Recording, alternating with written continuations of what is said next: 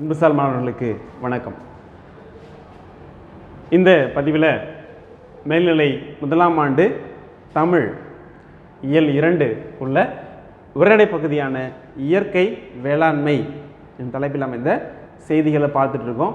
போன பதிவில் என்ன பார்த்துருந்தோம் அப்படின்னா, அந்த இயற்கை வேளாண்மையுடைய முக்கியத்துவம் பார்த்துருந்தோம். அந்த திருவள்ளுவருடைய கருத்து, பாரதியோட கருத்து, நம்மாழ்வாருடைய கருத்தை பார்த்துருந்தோம். அது தொடர்ச்சியாக இந்த ரசாயனங்கள் கலந்த உணவுகளால் சமூகத்தில் பாதிப்பு ஏற்படுகின்றது என்பதை நான் பார்த்துருந்தோம். புரியுதுங்களா? இந்த பதிவில் தொடர்ச்சியாக இயற்கை வேளாண்மை எப்படி செய்கிறது, இயற்கை வேளாண்மைனா என்ன, செயற்கை வேளாண்மையிலேருந்து இயற்கை வேளாண்மை எப்படி வேறுபட்டது அப்படின்றத நம்ம என்ன பண்ண போகிறோம் பார்க்குறோம். செயற்கை ரசாயனங்களிலிருந்து மனித உயிர்களை காக்க நாம் இயற்கை வேளாண்மைக்கு மாற வேண்டும்.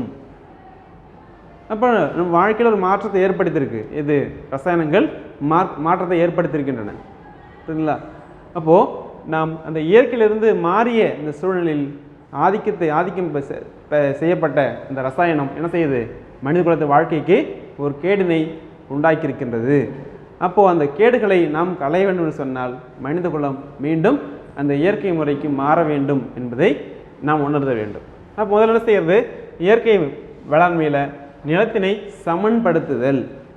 இப்போ இயற்கைக்கு மாற வேண்டும் சொன்னால் அப்போ அடிப்படை உணவு தான். அப்போ உணவு தான் கெட்டு போச்சு. அப்போ உணவு உற்பத்தி செய்கிறது எது? நிலம் இல்லையா?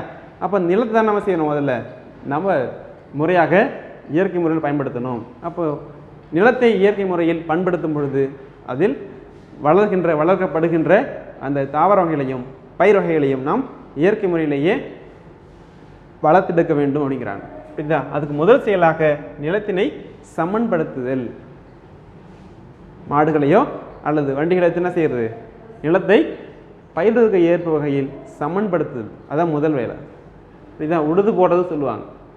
உழுது போட்டு நிலத்தை ஆற விடு அப்படின்னு சொல்லுவாங்க. அப்போ காடு கரம்பாக இருந்த நிலத்தை என்ன செய்யறது, உழுது ஆற விடுதல், ஆற போடுதல் என்று பொருள். புரியுதா? உடும் பொழுது அந்த மண்ணில் உள்ள வெப்பமானது வெளியேறி நிலம் காற்றோட்ட பகுதி என்ன பண்ணுறோம், மாறிடும். அதான் நிலத்தை ஆறப்போடுதல்னு பேர்.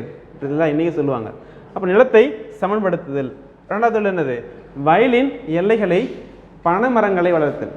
இந்த பனை மரங்கள்லாம் செய்கிறது வளர்க்குறது. அப்போ இந்த மரங்களை என்ன செய்யும், பனை மரங்கள் நம்ம வயலை சுற்றி வளர்த்துட்ருக்கோம். இன்றைக்கி எல்லா மரத்தையும் வெட்டி போட்டுரும். புரியுதுங்களா? வயலை சுற்றி எல்லாம் நிழல் அடிக்கிறது, நிழலால் பயிர் விளைச்சல் குறைந்து விடுகிறது. அந்த மரங்கள்லாம் செய்கிறது, மரங்களை கழிக்கணும். இல்லை, அந்த கிளை பகுதியில் வெட்டி அதில் தழைகளை நிலத்துக்கு உரமாக போடுவாங்க தொடக்க காலத்தில். ஆனால் இன்றைக்கி என்ன செய்யல, யாரும் அந்த முறையை விட்டுட்டாங்க, மரத்தெல்லாம் வெட்டி போட்டுறாங்க. ஆனால் இயற்கை வேளாண்மையில் அந்த நிலங்களை சுற்றி பனை மரங்களை வளர்க்கலாம் அப்படின்னு ஒரு ஆலோசனையை சொல்கிறாங்க. இல்லை, இந்த பனை மரங்களை வளர்ப்பதனால என்னென்ன பயன் இருக்கும் அப்படி சொன்னால், இந்த பனைமரனுடைய வேர் பகுதி இருக்கு இல்லையா, அந்த வேர் பகுதி நிலத்துக்கு கீழே இருக்கக்கூடிய நீர்மட்டத்தை காக்கும் தன்மை உடையது. நிலத்திற்கு கீழே உள்ள நிலத்தின் நீர்மட்டத்தை காக்கக்கூடிய தன்மை உண்டு பனைமரங்களுக்கு. அந்த தன்மை இருக்கிறது. இரண்டாவது, அது காற்று தடுப்பான். அந்த பனை ஓலைகள், அந்த பனைமரங்களை வயலை சுற்றி சாலையாக நீங்கள் வளர்க்கும் பொழுது அந்த காற்று பகுதியை, காற்றினை தடுக்கக்கூடிய ஒரு காற்று தடுப்பானாக இந்த பனைமரங்கள் விளங்குகின்றன. புரியுதுங்களா? அடுத்து, இது மனிதனுக்கு பயன்படக்கூடிய உணவுப் பொருளாக பயன்படக்கூடிய ஒரு தன்மை. புரியுதுங்களா? அதில் நுங்கு கிடைக்கிறது. பனம் சாரண செய்கிறோம், பனம் கற்கண்டாக மாற்றுகிறோம். மனிதனுக்கு வலிமையான கல் கிடைக்கிறது. புரியுதுங்களா? நுங்கு கிடைக்கிறது. புரியுதுங்களா? அப்போ இது போன்று உணவுப் பொருள்களும் மதிப்பு கூட்டப்பட்ட பொருள்களும் இந்த பனைமரங்களிலிருந்து நமக்கு கிடைக்கின்றன. அப்போ அதனால என்ன செய்யணும், நம்ம ஒன்று நிலத்தின் நீர்மட்டம் காக்கப்படுகிறது, இன்னொன்று காற்று தடுக்கக்கூடிய காற்று தடுப்பானாக இந்த பனைமரங்கள் செயல்படுகின்றன. மூன்றாவது, பனங்கற்கண்டு, பனவெல்லம் போன்ற மதிப்பு கூட்டப்பட்ட பொருட்கள் இந்த பனைமரங்களிலிருந்து கிடைக்கப்படுகின்றது. புரியுதா? அதை நம்ம சந்தைப்படுத்தலாம், அதன் வாயிலாக வருவாயை ஈட்டலாம். புரியுதா? அதே நிலையில் அந்த இயற்கை வேளாண்மைக்கு ஒரு சிறந்த ஒரு வேல்யூவாக, ஒரு வயலுக்கு சிறந்த ஒரு பாதுகாப்பாக இந்த பனைமரங்கள் இருக்கும் அப்படின்றத நான் சொல்கிறாங்க. சரி, அடுத்து அந்த நிலத்திற்கு இடக்கூடிய அந்த உரங்கள் இயற்கையான உரங்களாக செய்யணும். அப்போ என்ன இயற்கையான உரம் அப்படின்னு சொன்னால் சாணம், வைக்கோல், மக்கச்சீவனம் கிடைக்கக்கூடிய உரம். அப்போ இன்றைக்கு மாடே இல்லைங்க, மாடே இல்லை, சாணமே இல்லை. இன்றைக்கி அமெரிக்காவில் 2 எருமுட்டை என்ன செய்கிறான், 150 ரூபா வைக்கிறான். 2 எருமுட்டை 150 ரூபா, 160 ரூபா இந்திய ரூபாயில் விற்கிது. ஆனால் நமக்கு அதனுடைய மதிப்பு தெரியல, புரியுதுங்களா? அவனுக்கு தெரியுது. அப்போ நாம் அதை நிலங்களுக்கு இடுவதன் வாயிலாக நிலத்தினுடைய தன்மை, இயற்கை தன்மை மாறாமல் இருக்கும் அப்படின்னு பதிவு பண்ணுறாங்க, புரியுதுங்களா?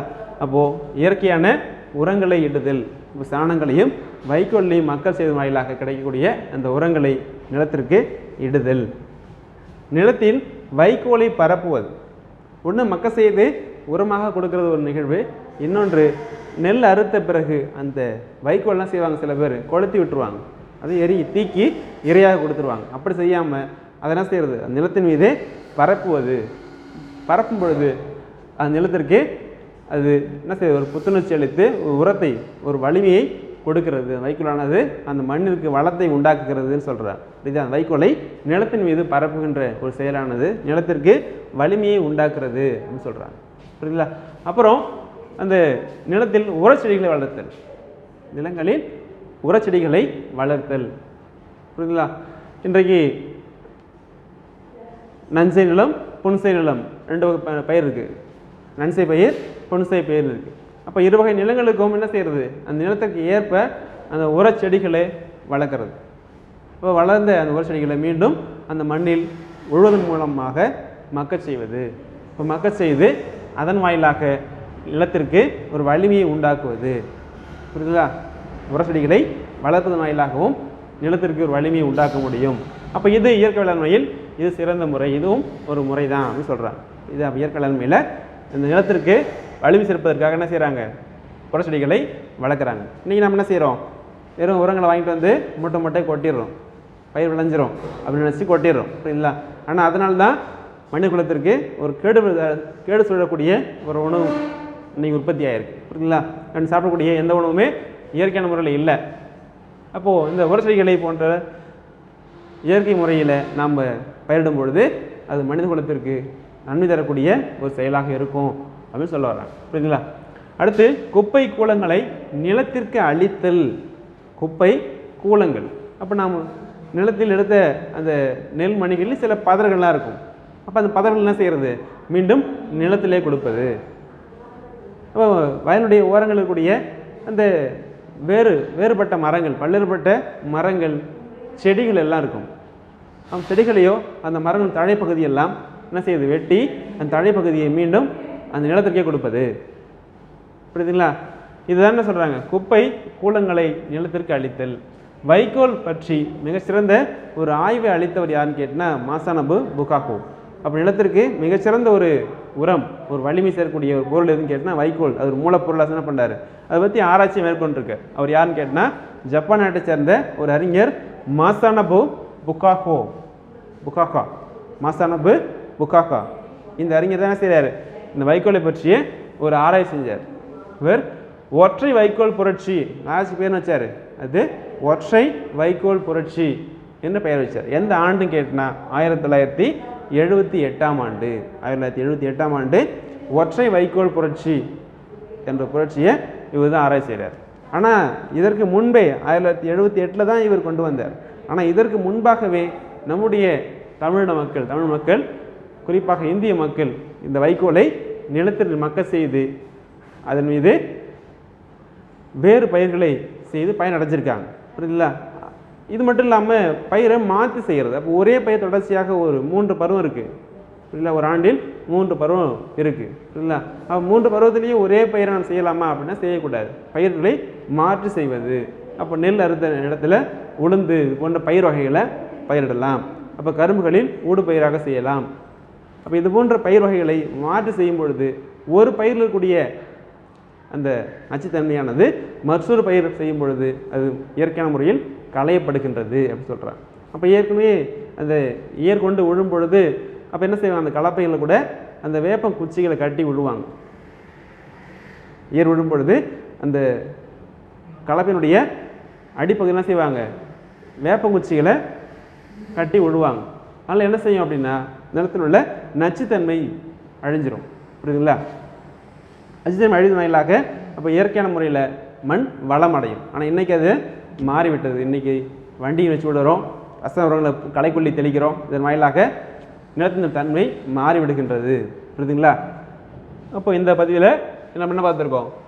இயற்கை வேளாண்மை எப்படி செய்யணும் அப்படின்றத நாம் பார்த்துருக்கோம். புரியுதுங்களா? தொடர்ச்சியாக அடுத்து வரக்கூடிய கருத்துக்களை அடுத்த பதிவில் பார்ப்போம். நன்றி மாணவர்களே.